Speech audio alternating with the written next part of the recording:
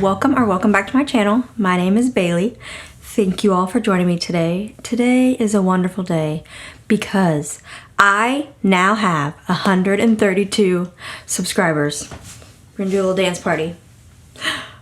I went to bed the other night and I was at like 92 and I woke up and I was at like 115 and now I'm at like 132.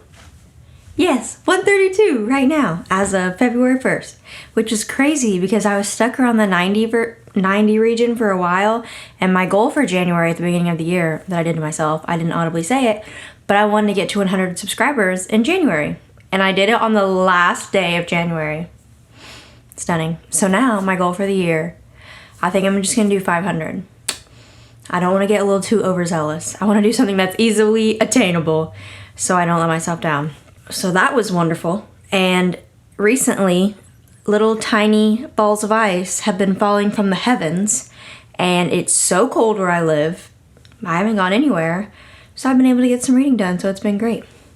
But today, we're going to be talking about the books I read in January, since it is February 1st. I only read 5 books, but all 5 of them I read physically. I didn't listen to anything. So, I feel like that is an accomplishment in and of itself. I have some statistics, not that many, so don't get too excited. 5 books. I didn't give any books 5 stars. I read 1,517 pages. I read 4 physical books. 2 of them were from like my shelf, my physical TBR, and then 2 of them I borrowed from a friend. And then I read 1 ebook on my Kindle, which I bought, but we'll get to that. And then no audiobooks, like I said. So, the first book I read, I've kind of already talked about it in my December wrap-up. I mentioned a few books I had read or were planning on reading. So I read Summer of '99 by Hyde. I ended up giving that 4 stars. So this book was given me by a friend from work because she read the whole series and was just obsessed with it, and we got to talking about books, and she's like, you need to read these books. The twists are amazing. Like, I never see them coming. And the author is from Oklahoma. I believe Tulsa, but Oklahoma for sure. So I did enjoy the twist at the end, and the book was like interesting enough to keep me reading, but it wasn't my favorite book I've ever read. And the end it definitely was like, what?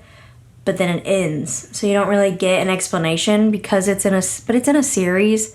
So there's Delta County, Summer of '99, and then Midnight in Delta County. You don't necessarily have to read Summer of '99 after Delta County, but there's something in the very end that references Delta County, and unless you've read it, you wouldn't get it, but it's not that big of a deal. So those are good books. I don't know how you would get them because I'm pretty sure they're independently published if you were interested in them, but I'll see if I can find them to link them below. Now the next one I read was Midnight in Delta County, which is the 3rd one in the series, and this one you cannot read without reading the other 2. So the first one ends in a crazy cliffhanger. The second one ends in a crazy cliffhanger. I'd say the first one was the freaking best, but it ends in a cliffhanger, so you gotta read the rest. And so then the 3rd one kind of takes both of these stories, winds them into one, and explains them. It was my least favorite of the 3, though. It tied up the other 2 books, like I said, but there was something at the end of this one. It was like the reveal of this book, because in this book more murder started happening. It was like they're trying to solve what happened in the other 2, but also some other people start dying. And the whodunit in that one, I don't know. I didn't think it was explained as well, and I felt like there were still some loose strings that she could have elaborated on. And the book was only 236 pages, so it's not like she'd already gone 500 pages and she needed to cut it short. Like, they're really short books, and I think she could have elaborated on that ending better. I think the way she ended the other 2 in that book were good, but then the other murders she brought into this book I don't think were tied up as well.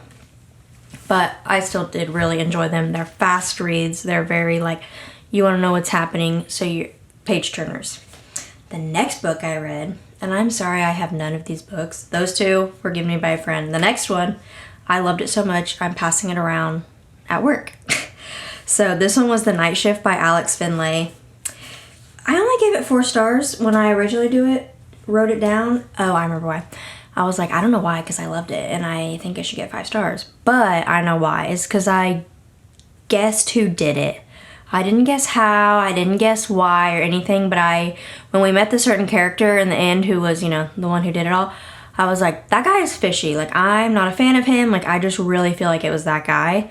No other reason other than I just was like, he's weird. But also, I don't know if this gives it away, but the Who reminded me a lot of another book I read.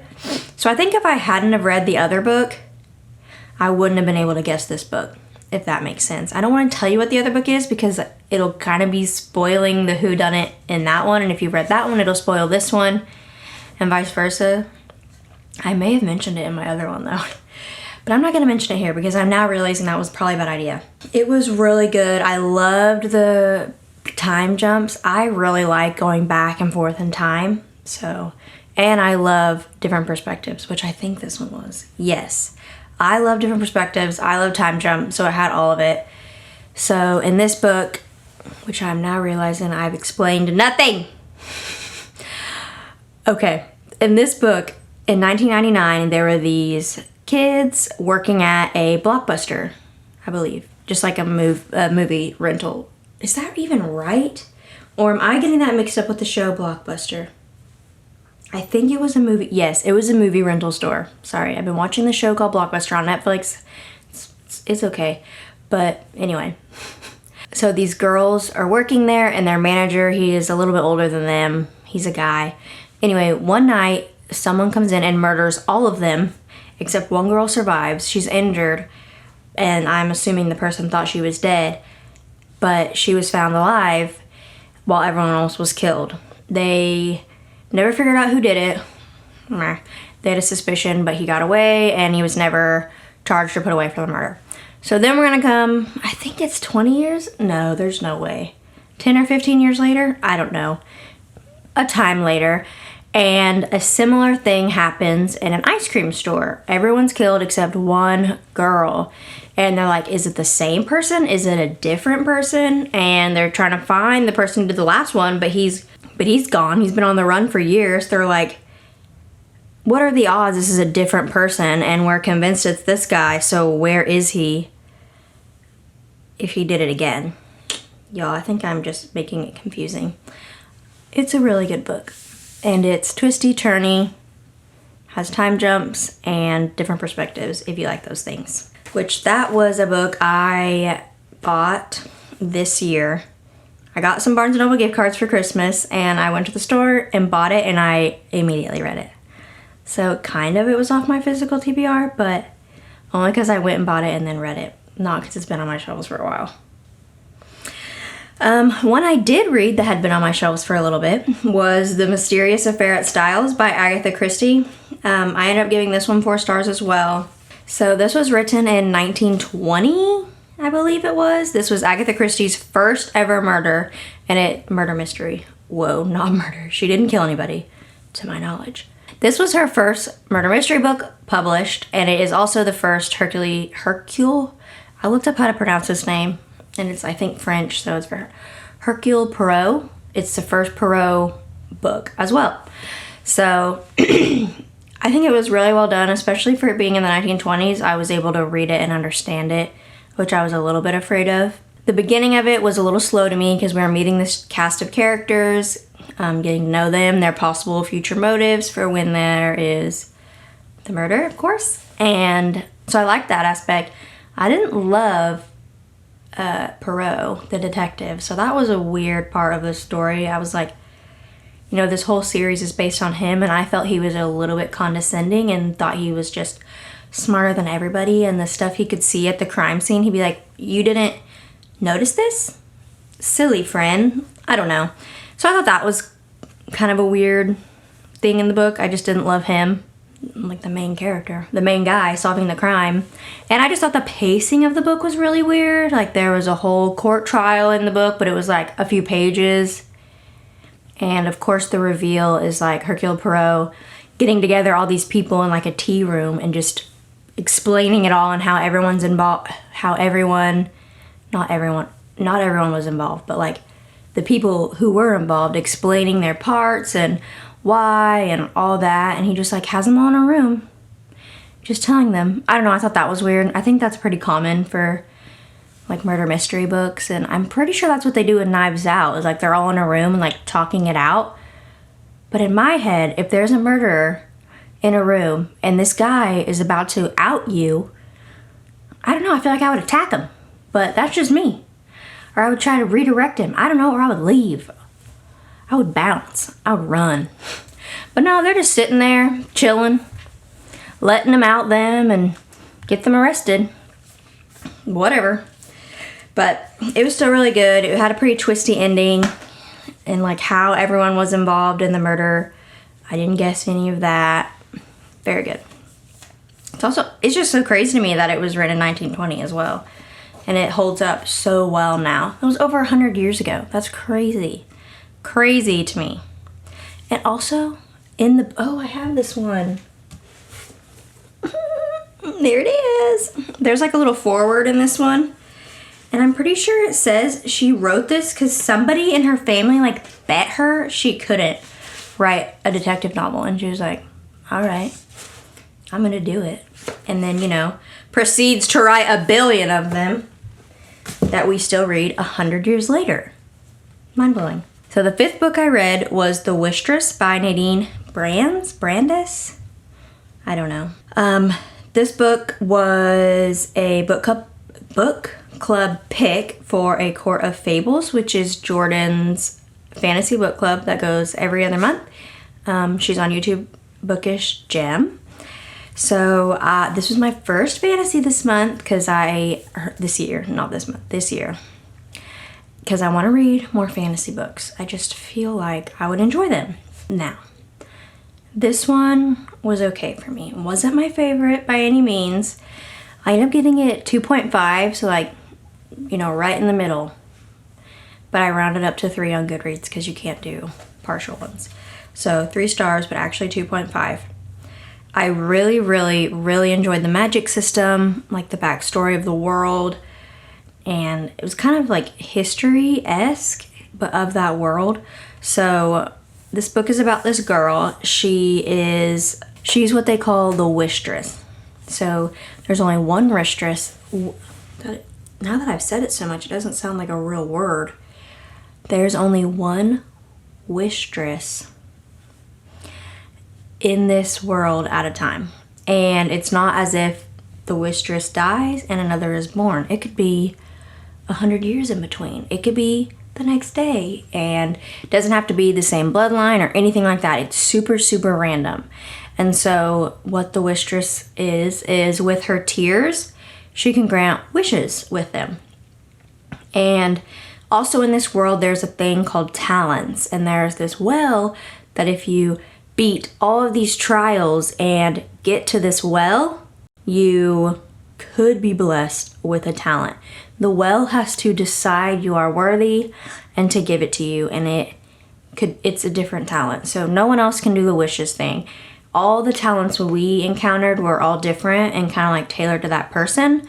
So one of the main characters in this, he was like my favorite character. Well, one of my favorite characters. His name's Bastian. And he can like snap his fingers and pause time. But it's not pause for him. So he could go about doing all this stuff while no one's moving and time is stopped. So he's actually like 132 years old because he's stopped time so many times. But when he comes back, he still looks like a 20-year-old. I don't know how old he actually is. So that was really cool. And he can bring people in with him. He has to be holding them when he snaps, but they age. I can't remember if they age outside or age in there, but the rules are a little different for them, but he can still bring them into the pause. Anyway, there's all kinds of talents, but those are the 2 main ones that you're exposed to. And this girl, she is cursed at some point. I don't know what her name was. It was like Mrythe. I was calling her Mirth, but I just don't know if that's how you pronounce her name. But anyway, at one point she becomes cursed in this book for something, and she is cursed with her next tear will make her die. So if she ever cries ever again, she will die. There's also like a power reign struggle. Like there's a new king that comes in and he's kind of a terrible person, so they're trying to like not kill him, but get him to stop and beat him to do all these things. So there's these like quests and adventures, and there's a lot going on in this book, and it's really good, but I thought it was really long, and I don't know if it needed to be that long. It was just so long. It took me forever to read it, and the ending, I didn't love it. Like, there was a point where I thought it could have ended, but it kept going, and then its actual end I thought was really weird and kind of open-ended. Like, they didn't actually, I don't know, explain what happened. They were like, hope this works. And then it ended, and I was like, oh, well, did it work or not? I don't know. So I didn't love the ending either.